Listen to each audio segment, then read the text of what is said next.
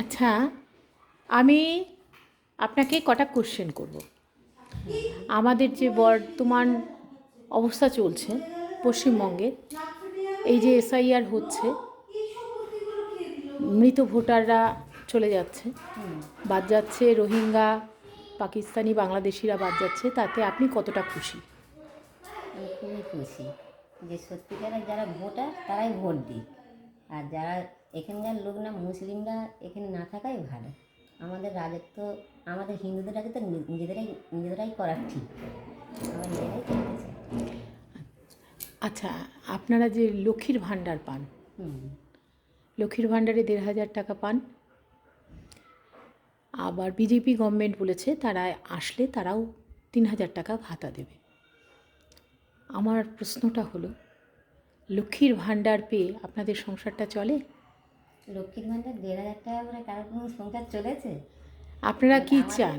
আমাদের টাকা আমাদেরই তো দিচ্ছে। আমি লক্ষ্মী ভাণ্ডার দরকার নেই, আমাদের ছেলেদের যারা লেখাপড়া করে, ছেলেদের মেয়েদের চাকরি দিই। আচ্ছা, আপনার ছেলে কি শিক্ষিত?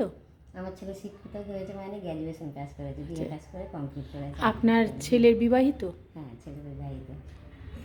আপনার বৌমা পড়াশুনো করে? বৌমা পড়াশোনা করে, ক্লাস 10-এ পড়ছে। তাহলে আপনি কি আশা করেন পড়াশুনো শেষ করে সে একটা চাকরি করবে? আমি চাই যে পড়াশোনা শেষ করে সে স্বনির্ভর হোক, নিজে চাকরি করুক, ছোটোখাটো হলেও নিজের পায়ে দাঁড়ায়। ছেলে চাকরি পেয়েছে? না, ছেলে চাকরি পায়নি। ছেলে একটা, তাহলে আপনি এই কাজ করে। বর্তমানে যে স্কুলগুলো সব বন্ধ হয়ে যাচ্ছে, মাস্টারমশাইরা রাস্তায় বসে আছে, আন্দোলন করছে এতদিনে, এটা নিয়ে, এই ব্যাপারটা নিয়ে আপনি কি খুশি? না, তারা কষ্ট করে লেখাপড়া শিখে যারা চাকরি পেয়েছে, তারা চাকরি পেয়ে তাদের সংসারটা তো চালাচ্ছিল। তারা হয়তো ভেবেছিল আমরা কষ্ট করে লেখাপড়া শিখে যারা চাকরি পেয়েছি সেগুলো আমার সংসারে লাগে, কিন্তু সেটা কী করলো, অনেকেই মারা গেল, সেগুলো কি ঠিক করলো? আচ্ছা, এর মধ্যে তো অনেকেই ঘুষ দিয়ে চাকরিতে ঢুকেছিল। অনেকেই তো ঘুষ দিয়ে চাকরি পেয়েছে। তাহলে আপনি কি এই ঘুষটাকে সমর্থন করছেন? না, একদমই না। যারা পড়েছিল, যারা পড়াশুনো করে পাশ করে চাকরি পেয়েছে তারাই থাকুক। তারাই থাকুক। আচ্ছা, আর এই যে আমাদের বর্তমান মুখ্যমন্ত্রী আমাদের রাষ্ট্রনায়কদের সম্পর্কে মঞ্চে দাঁড়িয়ে নোংরা ভাষায় গালিগালাজ করছে, এটাতে আপনি কি সন্তুষ্ট হচ্ছেন? না, আমি সন্তুষ্ট না। আর আমাদের রাজ্যের মানুষ এখানে শিল্প নেই বলে চলে যাচ্ছে বাইরের রাজ্যে কাজ করতে, বাড়ির পুরুষ মানুষরা থাকছে না। আপনার স্বামীও তো কদিন আগে গেছিল। এই যে পরিযায়ী শ্রমিক হয়ে যাচ্ছে, এই ব্যবস্থাটা কি আপনি পাল্টাতে চান? হ্যাঁ, পাল্টাতে চাই।